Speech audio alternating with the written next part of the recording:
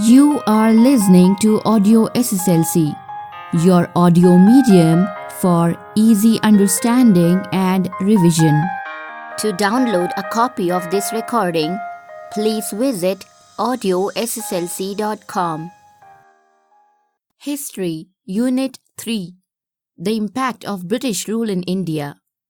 In this unit, you'll learn administrative and judicial system, that is, civil services, judicial system, police system, military system. Then land tax policies. There are permanent zamindari system, mahalwari system, ryotwari system. Then there is modern education. In that, Lord Macaulay, Wood's Commission, 1854. Then you have laws during British rule, that is, regulating law, Pitt's India law, charter laws. The British East India Company fulfilled its commercial needs in the beginning as a trade company.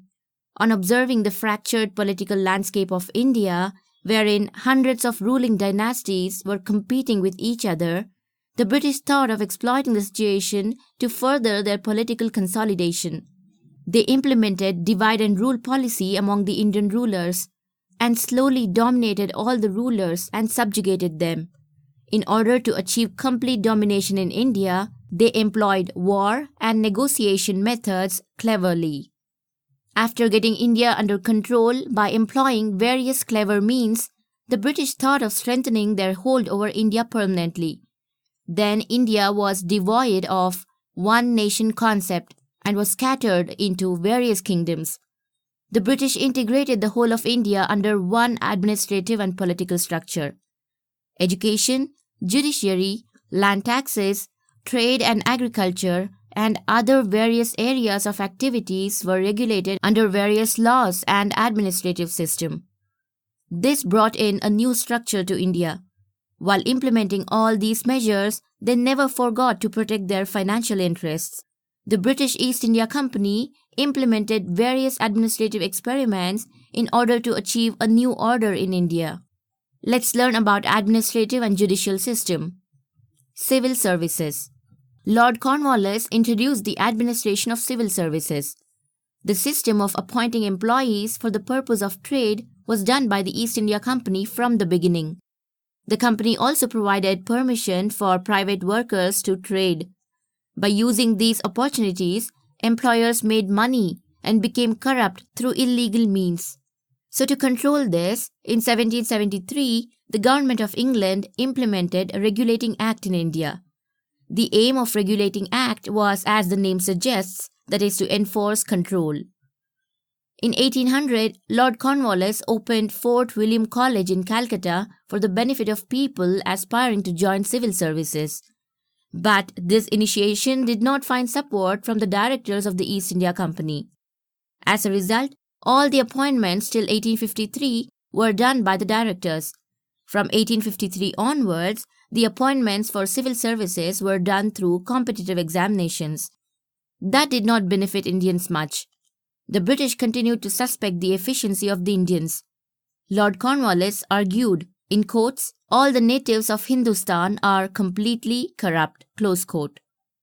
As a result, only lower grade jobs were given to Indians. Coming to the judicial system, a new judicial system started finding roots when the British rule began taking over from the Mughal rule. After the Battle of Buxar, the Mughal Emperor Shah Alam handed over the Diwani rights, the authority to collect land taxes, to the British. With this, dual administration came into effect in Bengal region. This is also called as dual governance. Under this, the authority to collect land taxes, civil and judiciary were given to the Indian officials, whereas the British retained the authority of managing the revenue collected. Later on, the British thought of bringing more centralized judicial system in India.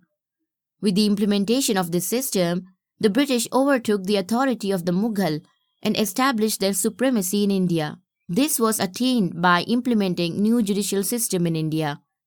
According to the administrative plan devised by Warren Hastings, who took over the administration as governor in 1772, two types of courts were needed to be established in each district. a Diwani Adalat as a civil court, and a Fauzadari Adalat as a criminal court. In these civil courts, Hindus were dispensed justice as per the Hindu scriptures and the Muslims as per the Shariat. Slowly, the British legal procedures were introduced in the criminal courts. Civil courts came under the administration of European officers. Though the criminal courts were under the control of Qadis, they were functioning under the supervision of European officers. Coming to the police system. The police are in charge of maintaining the internal law and order situation. Lord Cornwallis implemented the efficient police system in India for the first time. He created the new post of Superintendent of Police, or SP. He divided a district into many stations and put every station under a kotwal. Similarly, he put every village under the care of Chowkidar. Kotwal was made accountable for thefts, crimes and other law violations at village level. The severe drought of 1770 led to the weak law and order situation. Hence, the entire police system was brought under the control of the British officers. The system of appointing British magistrates started in 1781. The police officers were under the power of the magistrates. The police system underwent continuous changes. In 1861, the police law was implemented. This law is the base of good law and order administration. But Indians were not appointed for the posts of officers. In 1902, the Police Commission Law allowed the appointment of suitable educational qualification for the post of the police officers. In spite of all these measures, the discrimination against the Indians did not end. Military system. The military was the base of administration during the British rule. The British appointed the Indians for the military and took the entire India under their control with the help of the military. They protected their supremacy by addressing the challenges posed by outside as well as inside forces with the help of the military. The officers were against the British. The Indians could reach the rank of Subedar, the highest post available to them. Most of the Indians were coolie soldiers. The British government accepted the recommendations of Peel in 1857. Based on these recommendations, the military system was redesigned. Coming to land taxes policies, the East India Company had to pay 4 lakh pounds to the British government for its control over Bengal province. In order to fulfill this commitment, the company had to stabilize its financial interests in a secure manner. Hence, it implemented many new land tax policies. Permanent Zamindar system. Lord Cornwallis implemented a new land tax policy in Bengal and Bihar regions during 1793 in order to generate steady revenue per annum. This was called Permanent Zamindari system. Under this system, Zamindar became the landowner. The Zamindar was expected to pay the agreed land taxes to the company on a set date every year. He was free to collect any amount of land taxes from the farmers and could retain the excess money collected. This benefited the Zamindar more. If the Zamindar was unable to collect land taxes due to floods and famine and pay the company, the ownership of the lands was taken away by the company. Both the Zamindar and the company were benefited by this system, but the farmers were the grave sufferers. This system created a new social group that aided the British. The farmers, the farming laborers, suffered due to irregular working opportunities in the farming lands. They were exploited and had to lead a life of insecurity. The system was extended to Bihar, Odisha, Andhra and Varanasi regions. According to Charles Metcalfe, in quotes, the Indian farmers were born in debt, lived in debt and died in debt due to the land tax policies of the British, close quotes. Let's learn about Mahalwari system. The company government entered an agreement at the level of Mahals with regard to payment of land tax in Uttar Pradesh, in many parts of Madhya Pradesh, Punjab and Delhi. Mahal means taluk. R.M. Bird and James Thomson implemented this system. There were differences in the implementation of this system from region to region. The big and small zamindars were part of this system. Since the company officials fixed more land tax than the expected production from the fields, many zamindars had to lose their ownership of the lands. The marginal farmers and agricultural laborers who were dependent on these zamindars also suffered due to this. Coming to Riot Wari system. The Riot Wari system was first implemented in Baramahal region by Alexander Reed in 1792. This system was later implemented in Madras and Mysore region by Thomas Monro in 1801. Most of these regions had become part of British Empire by that time. Under this system, both the farmer and the company were directly linked. The tiller of the land was recognized as the owner of the land. The owner had to pay 50% of produce as land tax to the company government. The land tax had 30 years tenure. The tax could be reviewed after this tenure. Though the small farmers were given land ownership, they were subjected to more suffering due to heavy land taxes. The officials took punitive actions to collect land taxes. The farmers had to borrow from the money lenders whenever the crops failed. They had to sell their lands whenever they failed to repay the loans. Though the company government claimed that the new system benefits the farmers, the irony was that more farmers had to lose their lands due to its implementation. The impact of British land tax system. Number 1. A new class of zamindars who exploited the farmers was created. Number 2.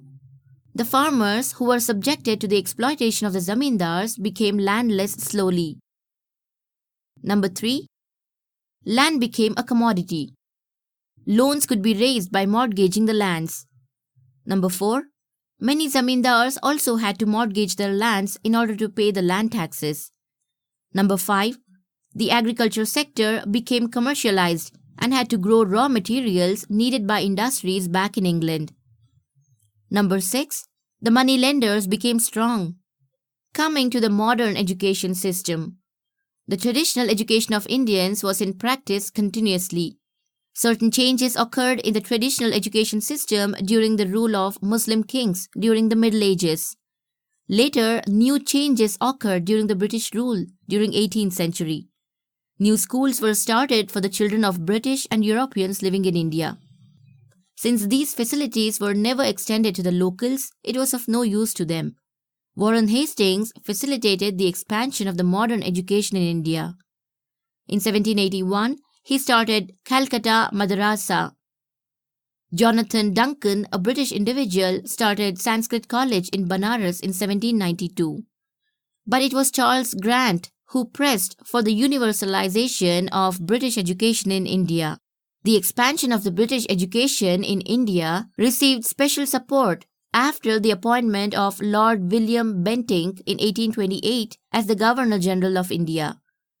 Bentinck appointed Macaulay as the member of Governor-General's Executive Committee. Macaulay was also appointed as the chairperson of the Committee on Education. The report on education submitted by him in 1835 became the base of the modern education in India. In his policy aimed at the creation of a new class of Indians, creation of a new class of Indians who are Indian by body, but British in intelligence, opinion and taste, close quotes. The use of English medium in Indian learning system started after 1830s. Another important development included the establishment of universities in India. The Governor-General Lord Dalhousie established universities in Calcutta, Bombay and Madras as per the suggestions of Charles Wood's Commission, 1854. After this, the education started becoming universalized in India. Next, let's come to learning the impact of British education in India. Number 1. Indians could develop modernity, secularism, democratic attitudes, and rationality along with nationalistic ideals. Number 2. Impetus was received for the local literature and languages. This facilitated unity in thinking process among the educated class. Number 3. Periodicals started emerging. These scrutinized the policies and working of the government, which in turn enabled the Indians to have critical opinions on various issues. Number 4. New social and religious reformation movements emerged. Number 5. The thoughts of thinkers like J.S. Mill, Rossi, and Montesquieu brought fresh thinking in the minds of educated youth of India. Number 6. The freedom struggles that were taking place across the globe influenced the Indians also. Number 7. Indians could understand and appreciate their rich tradition. Like this, the new thinking and cultural perception that emerged due to the British education system created a new generation of Indians with progressive attitudes. Coming to constitutional development, along with the British administration, problems also grew in India. In order to alleviate the problems, reformation in administration became important, and these reformations needed to address the demands of Indians. The British attempted to create different rules in the form of law and tried to implement them.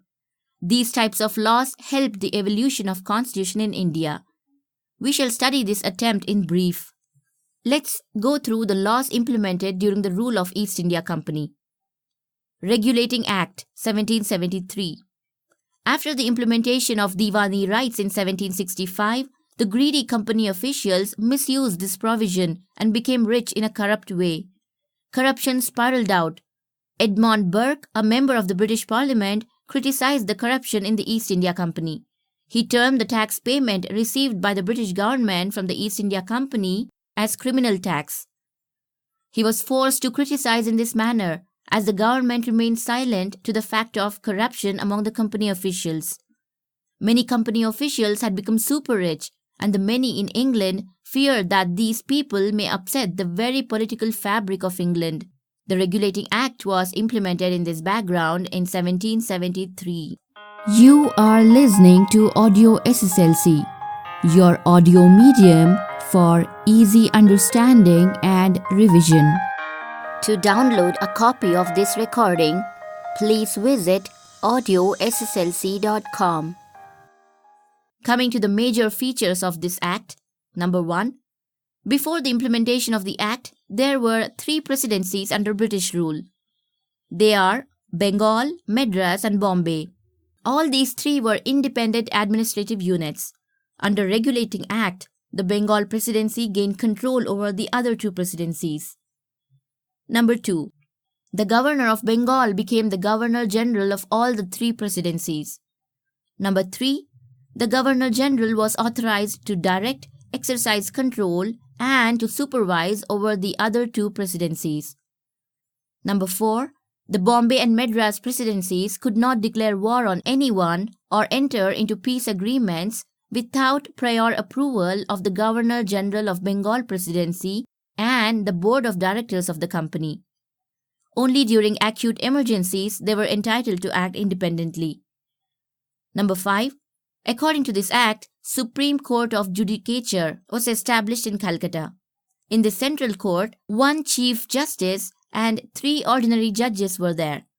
Like this, as the name of the Regulating Act suggests, the Act was aimed at regulating the company affairs and its administration in India.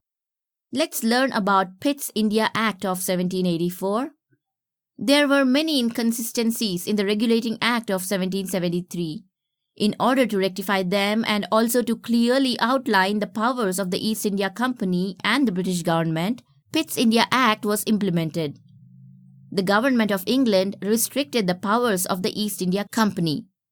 A new institution named Board of Controllers, consisting of 6 commissioners, was started.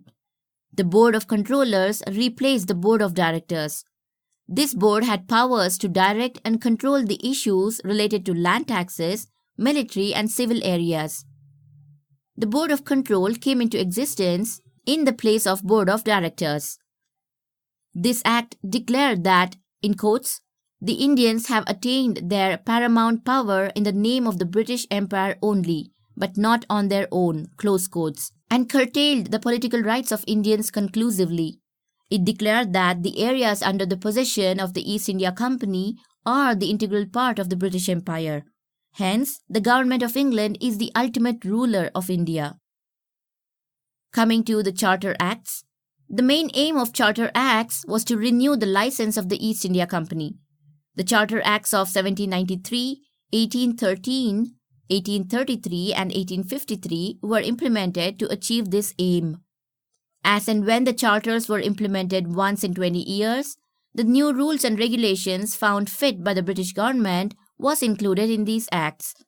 Among these, the Charter Acts of 1813 and 1833 are important for many reasons.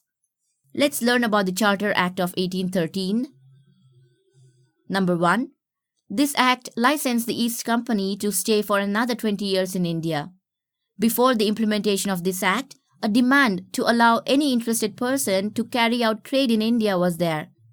This act allowed this demand and authorized all interested persons to carry out trade in India. With this act, the free trade era started in India. Number 2. A new era of license and authorization started. Number 3. The Board of Directors was vested with the powers to appoint the Governor-General and the Commander-in-Chief. Number 4. The churches were allowed to enter India officially. The Christian missionaries were directed to enrich the knowledge of Indians and also enhance the moral and spiritual life of Indians. Many Christian missionaries started arriving in India after this act. The expansion of Christianity and English education started taking place. Because of these developments, the Charter Act of 1813 is a historic act. Let's learn about the Charter Act of 1833. This act aimed at improving the Indian situation. It also licensed East India Company to remain in India for another 20 years. The main aspects of this act are: Number 1. The Governor-General of Bengal was named as the Governor-General of India. Number 2. The Governor-General was vested with powers to direct, control and supervising all trades in India. Number 3. The central government of Bengal had the final right to decide on issues like war, peace, and diplomatic relationship with the princely states of India. Number 4. The Governor-General was mandated to put his difference of opinion with executive committee members in writing whenever he differed with the majority opinion. Number 5. The Act barred any discrimination based on religion, birth, and skin color. Number 6. The Governor-General was mandated to appoint a law professional as member to his executive committee. Number 7. All British companies were allowed to have trade relationship in India. The Charter Act of 1833 throws more light on the internal situation of India and also the various political developments present in England during 1830s. Coming to the British Government Acts, 1858 to 1947. The Sepoy Mutiny took place due to misadministration of the East India Company and anti-Indian acts in 1857.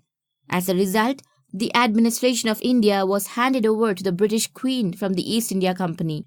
During this period, India Government Acts of 1858, 1861, 1892, 1909, 1919 and 1935 were implemented. Due to various political developments during different periods, makes these acts historically very important. Coming to Indian Government Act 1858. This act needs to be understood in the backdrop of civil and military unrest that took place in 1857. The administration of India came under the direct rule of British government. The Queen of England, Victoria, announced that all-round development of India would be ensured by the British government on November 1, 1858. The following are the important features of this act. Number 1. The license of East India Company was cancelled and India was brought under the direct administration of the Queen. Number 2. The post of Governor-General was changed into Viceroy. Lord Canning became the first Viceroy of India. Number 3. A new post called Secretary of State for India was created in the British government. The Secretary was part of British Cabinet and was responsible for the administration of India. Number 4. A Council of India was created in order to assist the Secretary in the administration. The Council had 15 members. Coming to the Indian Councils Act of 1861. This is an important act that came into effect after the 1857. With this act, Indians were allowed to participate in the process of creating laws. In order to understand the aspirations of Indians, representation was given to Indians. This is called as policy of assertion. The following are the important features of this act. Number 1. Indians were nominated to the Council of Viceroy as non-official members. Number 2. Viceroy was authorized to proclaim ordinances in case of emergency. Let's learn about Indian Councils Act of 1892. This act is a continuation of Indian Council Act of 1861. This Act of 1892 further extended the participation of Indians in the legislative bodies. The critical view expressed by the Congress organization towards the British government led to this expansion of Indian representation in the governance. The following are the important features of this Act. Number 1. The number of additional members in the regional and central legislative bodies was increased. Number 2. The Legislative Council's authority was increased further by allowing discussion on budget-related issues. Number 3. Provision was made to question the government on public issues by serving 6 days' notice in advance. Next, let's learn about the Indian Councils Act of 1909. This act is also called as Minto-Marly Reformation Act. During the formulation and implementation of this act, Lord Minto was the Viceroy of India and Lord Marly was the Secretary of State for India. This act was used to divide and rule India. The following are the important features of this act. Number 1. The total number of Central Legislative Council members was increased to 60 from 16. Number 2. The number of regional council members was also increased. Number 3. Representation of the regional council was allowed through election for the first time. Number 4. In order to provide separate representation for Muslims, separate electorate college was created. Coming to Indian Councils Act of 1919. Since Indians took active part in the First World War, Lord Montague, who was the Secretary of State for India, argued in favor of providing more representations to Indians in the matter of administration. He was in favor of allowing people's participation in the formation of government gradually. Lord Chelmsford, who was the Viceroy then, declared various reformative measures to the British Parliament on 20th August 1917. The Indian Councils Act of 1919 was formulated by accepting this report. This act is also called as Montague-Chelmsford Reformative Act. The following are the important features of this act. Number 1. Act formulated bicameral legislative body. Lower house and upper house were formed. Number 2. Diarchy was allowed at regional governments. Number 3. A High Commissioner was appointed for India. Number 4. Promised to improve local self-government. Number 5. Provincial budget was separated from central budget. Number 6. Separate electoral college was extended for Muslims, Sikhs, Anglo-Indians and Europeans. Next, let's take up Indian Government Act of 1935. This act acted as the base for the formation of Indian Constitution. The report submitted in 1928 under the leadership of Motilal Nehru was instrumental in the formation of the act. Most of the provisions in the Indian Constitution are based on this act. This act allowed the formation of fully responsible government by Indians. This act was applicable both to the Indian principalities and also to the British India regions. The following are the important features of this act. Number 1. A federal system of Indian principalities, British-governed regions, and Dominion states was formed. Number 2. Reserve Bank of India was established. Number 3. Diarchy was established at the center. Number 4. Diarchy was cancelled at the regional level and autonomy was granted. Number 5. The federal court was established. One should understand the various political developments that resulted in the formation of various acts that aided the formation of Indian Constitution. Though these acts serve the purpose of British interest, they also include the aspirations of Indians for self-governance. These acts should be understood as the result of struggle led by Indians for self-rule. Let's come to exercises. Fill in the following blanks with suitable answers. 1. Diwani Adalats in civil court was introduced by dash. 2. The post of Superintendent of Police was created by dash. 3. The permanent zamindari system was implemented in Bengal and Bihar provinces in dash. 4. The land tax system was implemented by Alexander Reed is dash. 5. The British officer who supported the modern education in India is dash. 6. The Regulating Act was implemented in the year dash. Next, discuss and answer the following questions. 1.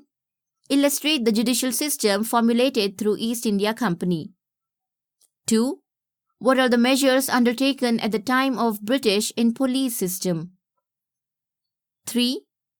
In permanent zamindari system, the Indian farmers, in quotes, were born in debt, lived in debt and died in debt, close quotes. How? Prove. 4. What were the main aspects of Riot Wari system? 5. What were the effects of British land taxes? 6. Make a list of the effects of British education in India. 7. What were the restrictions imposed in Regulating Act? 8. What are the important features of the Indian Government Act of 1858? 9. How does the India Government Act of 1935 become the base of Indian Constitution? 10. What are the important features of 1919 Act? In the activities, number 1. The British created a friendly environment for themselves by implementing administrative reforms in India. Organize a debate competition on this topic. Number 2. Collect information on various other laws implemented by the British, apart from those discussed in lesson with the help of your teacher.